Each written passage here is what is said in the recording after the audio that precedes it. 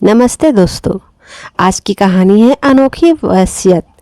रामलाल जी ने अपने कमरे में अपनी पत्नी जानकी जी के साथ बैठे हुए रोजाना की तरह अपने कारोबार का हाल चाल सुना ही रहे थे कि इतने में बड़ा बेटा आया और बोला, पिताजी जरा तिजोरी की चाबी तो दीजिए। अरे अरे क्या हो गया? कुछ नहीं, बस 15,000 चाहिए थे पिताजी। आपको तो पता है मेरी कार की रिपेयर करवानी है। अच्छा ठीक है, जानकी जरा चाबी तो देना। जानकी जी अपने कमरे में से चाबी का गुच्छा निकाल कर दे आती है। बड़ा बेटा अभी जाता ही है कि इतने में छोटा बेटा आ जाता है। बाबूजी बच्चों की फीस भरनी है, 20,000 चाहिए, जरा दीजिए तो। मेरी तनख्वाह नहीं आई है अभी तक, जब आएगी तो आपको वापस जरूर कर दूंगा। पिताजी सब जानते थे, सब समझते थे कि दोनों बेटे क्या कर रहे हैं, लेकिन फिर भी यही सोचकर चुप कर जाते थे कि क्या फ़र्क पड़ता है तो अपने ही बच्चे।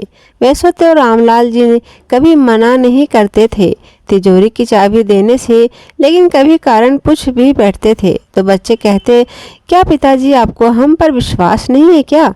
इस पर रामलाल जी ठड़क लगाकर हंस देते थे। जानकी जी हमेशा उनकी टोकती हुई बच्चों पर सब कुछ मत लुटाओ, परंतु लाल जी ने नहीं मानते। अरे जानकी, तुम तो जानती हो मेरे बच्चे मेरी जान हैं, लेकिन जी अपने बुढ़ापे के लिए भी तो। अरे भाग्यवान, बुढ़ापे की चिंता तू मत कर, अपने दोनों बेटे बड़े होनहार है, बहुत प्यार करते हैं हमसे। जो संस्कार हमने अपने बच्चों को दिए हैं उनके रहते हमें कभी कोई दिक्कत आ ही नहीं सकती। जानकी जी चुप कर जाती है, लेकिन मन में कहीं ना कहीं विचार तो चलते ही रहते थे। सोचती, आप भी कितने भोले हैं। आज के ज़माने में अपने लिए कुछ ना कुछ अवश्य बचा कर रखना चाहिए। बेटे तो अपने हैं, लेकिन बहुएं तो वो पराए घर से आई हैं, और वैसे आपसे ज़्यादा मैं अपनी बहुओं को अच्छे से जानती हूँ। यह सब विचार करते हुए जानकी जी एकटक अपने पति को निहारते जा रही थी। इतने में रामलाल जी ने चुटकी बजाते हुए उनकी विचारशीलता के कर्म को भंग कर दिया। जानकी जी अपने विचारों की दुनिया से बाहर आई। रामलाल जी ने बोले, अरे भाग्यवान, कहाँ गुम हो गई? मेरी चाय का समय हो गया है, आज मिलेगी या खुद ही बना लूं? रामलाल जी ने चुटकी लेते हुए कहा, अरे आप क्यों चाय बनाएंगे? मैं राजू को आवाज़ देती हूँ, वो बना देगा। दरअसल जानकी जी ने रसोई घर और घर के दूसरे कामों को करने के लिए 16-17 साल का नौकर राजू रखा हुआ था, ताकि बहुओं पर काम का बोझ ना पड़े, और फिर इस उम्र में वे खुद भी तो ज़्यादा काम नहीं कर सकती थी। जानकी जी बोली, और वैसे भी चाय बनाती आती भी है आपको, जो खुद बनाएंगे। श्रीमती जी मुझे चैलेंज मत कीजिए, बहुत बढ़िया चाय बनाता हूँ मैं, चलो आज तुम्हें चाय बनाकर पिलाता हूँ। कहते हुए रामलाल जी रसोई में जाकर चाय बनाने लगे तो इतने में राजू आ गया। अरे बाबूजी, मैं किस लिए हूँ? मैं चाय बनाता हूँ। अरे नहीं, आज की चाय मैं बनाऊँगा और तुम्हें भी पिलाऊँगा। कहते हुए रामलाल जी ने चूल्हा जलाने लगे, साथ में अपनी पत्नी के लिए गाना भी गाने लगे। बाहर दोनों बहुएं अपनी हंसी बहुत मुश्किल से रोककर खड़ी थी। शाम को जानकी जी और रामलाल जी रोज की तरह सैर सपाटा करने के लिए बाहर निकले। जानकी जी अपने आप को बहुत भाग्यशाली महसूस कर रही थी कि उनके रामलाल जी जैसा सुलझा हुआ इंसान मिला। पर कहते हैं ना, कभी कभी अपने भाग्य को अपने ही नज़र लग जाती है। अभी थोड़ी ही दूर निकले थे कि देखा सामने से एक तेज गति की कार बेकाबू होकर उनकी तरफ ही आ रही थी। कुछ समझ पाते इससे पहले ही कार ने उन दोनों को टक्कर मारकर बुरी तरह से घायल कर दिया। जब होश आया तो जानकी जी ने स्वयं को हॉस्पिटल के बेड पर पाया।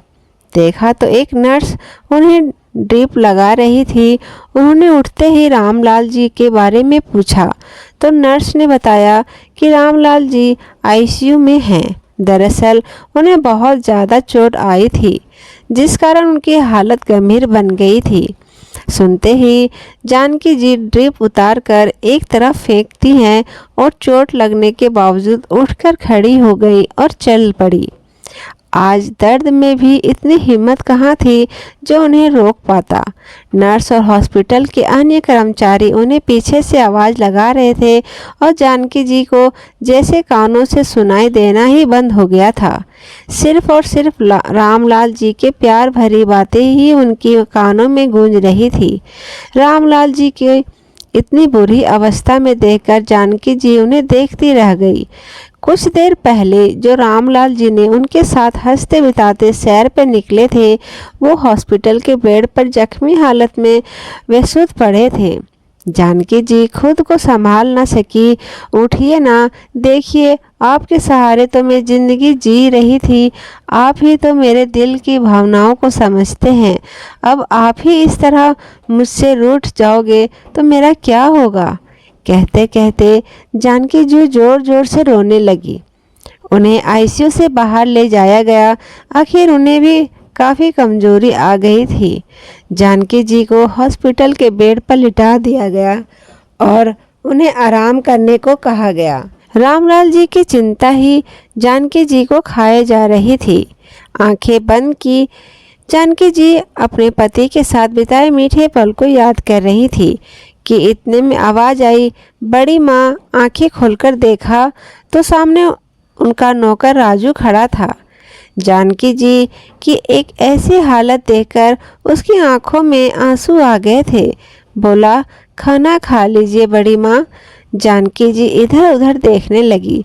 आसपास और कोई नहीं था। राजू बोला, सब लोग घर चले गए थे तो मुझे लगा कि आप हॉस्पिटल में अकेली हैं तो आपका हाल चाल जानने आ गया। आते आते थोड़ा खाना भी ले आया। उठिए बड़ी माँ, खाना खा लीजिए। बाबूजी भी जल्दी ही ठीक हो जाएंगे, आप चिंता मत कीजिए।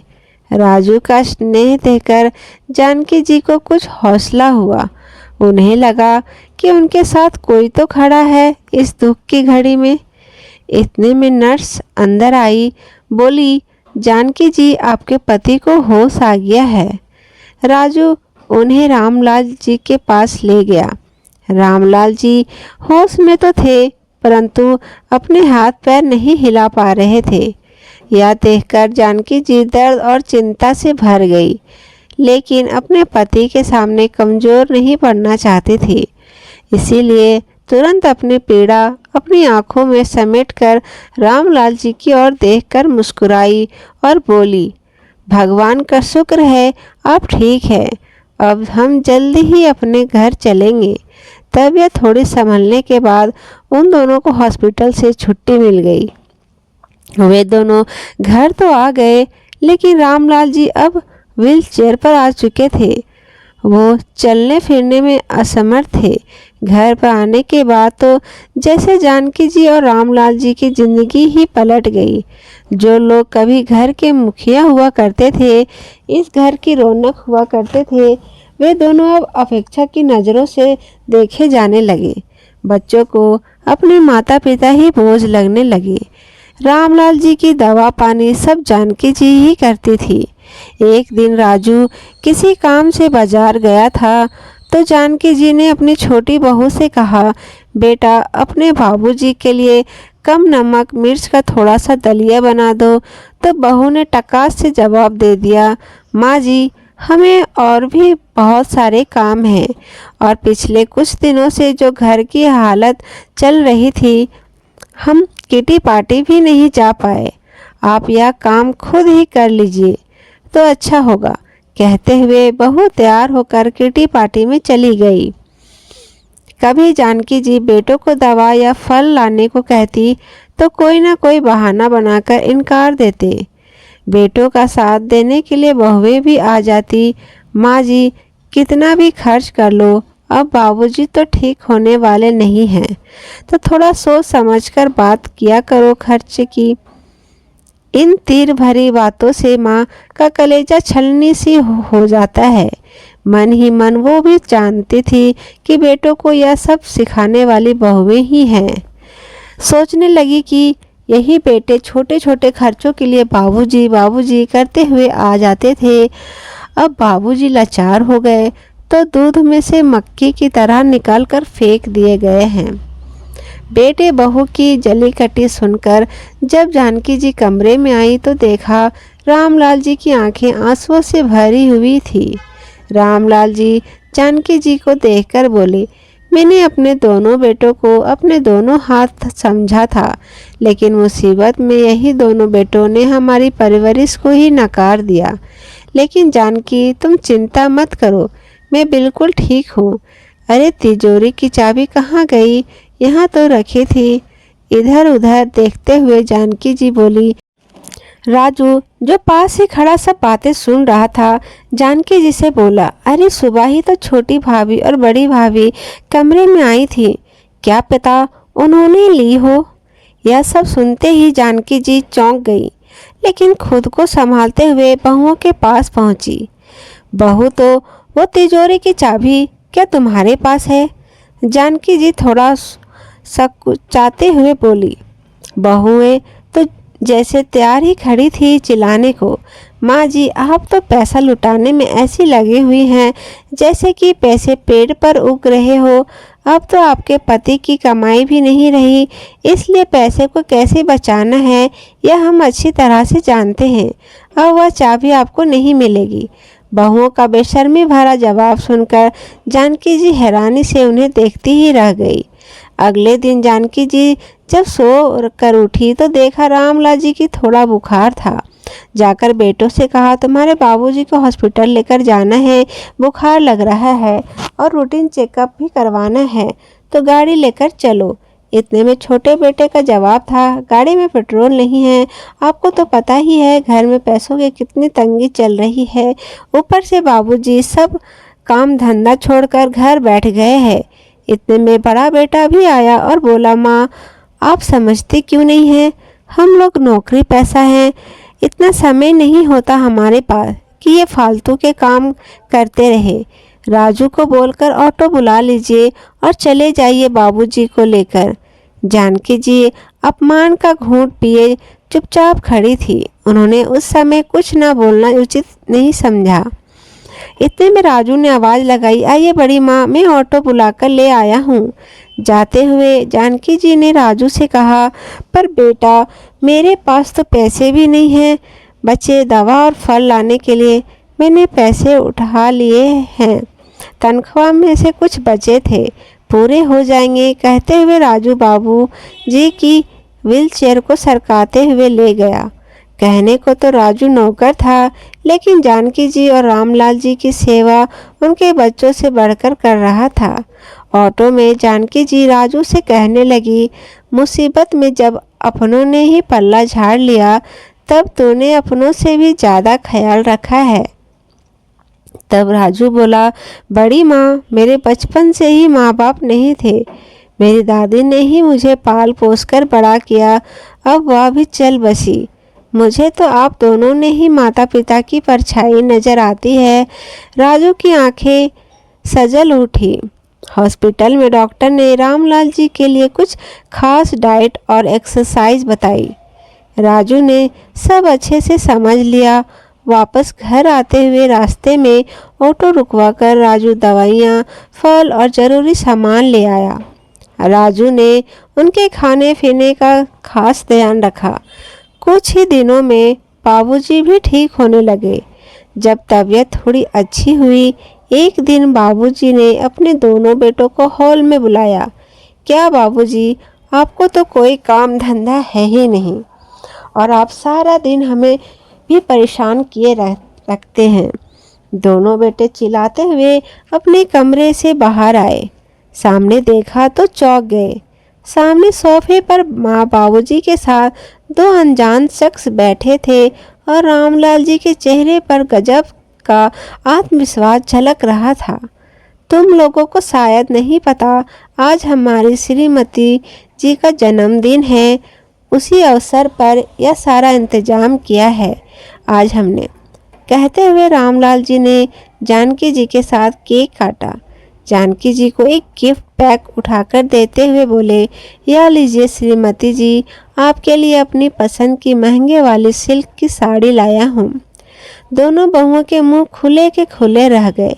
क्या हुआ, हैरान हो गए कि इस लाचार निठल्ले बूढ़े के पास इतने पैसे कहाँ से आ गए। चलो आज आप लोगों को भी सरप्राइज किए देता हूँ।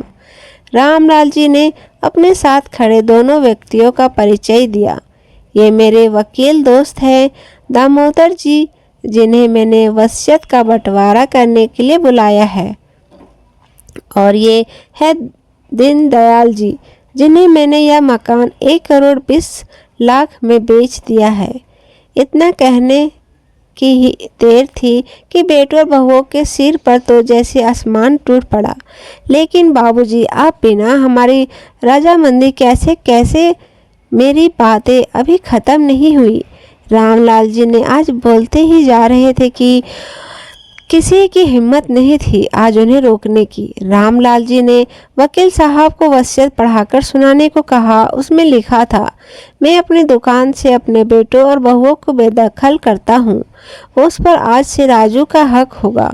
वही अब मेरा कारोबार संभालेगा। इस मकान के बेचने से जो पैसे आएगा उसका आधा हिस्सा मैं अपने पोते पोती के नाम पर जमा करवा दूंगा, जो कि उनके वयस्क होने के बाद उन्हें मिल जाएगा। और बाकी की आधी रकम में एक छोटा सा मकान खरीद रहा हूँ, जिसमें मैं, मेरी पत्नी और राजू तीनों रहेंगे, और मेरे पोता पोती के लिए मेरे घर के दरवाजे हमेशा खुले रहेंगे। अब रामलाल जी बोले, तुम लोगों के पास 10 दिन का समय है अपने रहने का इंतजाम कहीं और करने के लिए, क्योंकि 10 दिन बाद इस घर पर दीनदयाल जी का हक होगा। मैं अभी तक इस भर में था कि मेरे 2 बेटे हैं जो बहुत होनहार है, परंतु क्या सचमुच मेरे दोनों बेटे मेरे अपने हैं? यहाँ सब अपने अपने स्वार्थ में जी रहे हैं। मैं 6 भर में पढ़कर खुश हो रहा था कि यहाँ सब मेरे अपने हैं। शुक्र है मालिका जो हमें ऐसा दुख दिखाया, जिसके कारण मुझे दुनिया की असलियत साफ साफ दिखाई देने लगी है। मुसीबत के समय में तुम्हें सिर्फ और सिर्फ पैसा ही दिखाई दे रहा था। अरे मैं कब से इस दुनिया से कुछ कर गया होता। अपने लाचार बेकार अपाहिज शरीर के साथ कब तक जीता। यह सब मेरी पत्नी और राजू की ही सेवा का फल है, जो आज मैं बिल्कुल तंदुरुस्त हूँ। असल में बेटे का फर्ज तो सिर्फ राजू ने ही निभाया है। पिताजी वह नौकर है और उसे नौकर की जगह पर ही रखिए। अपने बेटे हम हैं। बड़े बेटे ने कहा। बेटे की बात सुनकर रामलाल जी बोले, बंधी हुई तनख्वाह के अलावा दिया ही क्या है इसे मैंने, लेकिन इसने तो जीवन दान दिया है मुझे। मेरी और मेरी पत्नी के बुढ़ापे की लाठी बना है। अब तो दोनों बेटे बहुएं माँ जी के चरणों में गिर पड़ी और बोली, हमसे बहुत बड़ी गलती हो गई माँ जी, आप ही कुछ समझाइए बाबूजी को। हम लोग आपके ही तो बच्चे हैं, और फिर रिश्तेदार क्या बोलेंगे, यह भी तो जरा सोचिए। बहुओं को माँ जी से कुछ उम्मीद थी, लेकिन जानकी जी उनकी उम्मीदों पर पानी फेरते हुए बोली, यह बात तब याद क्यों नहीं थी जब तुम लोगों के सामने लाचार होकर मैं तुम्हारे बाबूजी की ज़िंदगी की भीख मांग रही थी। और फिर रिश्तेदार जो कहेंगे सो कहेंगे, मुझे उनकी कोई चिंता नहीं है। तुम अपना सामान बांधने के लिए तैयार करो। माँ पिताजी की हिम्मत देखकर आज दोनों बेटे बहू बहुत चक्के हो गए। शायद उन्हें अपने कानों पर यकीन नहीं हुआ। वो लोग बहुत गिड़गिड़ाए, लेकिन अंत में वही हुआ जो वसीयत में रामलाल जी ने लिखा था। बेटों और बहुओं को अपने किए की सज़ा और सबक दोनों मिल चुके थे। तो दोस्तों, उम्मीद करती हूँ आपको ये स्टोरी पसंद आई होगी। अगर आपको स्टोरी अच्छी लगी होगी तो प्लीज़ मेरे चैनल को सब्सक्राइब करके मुझे सपोर्ट कीजिए दोस्तों। आपका दिल से धन्यवाद।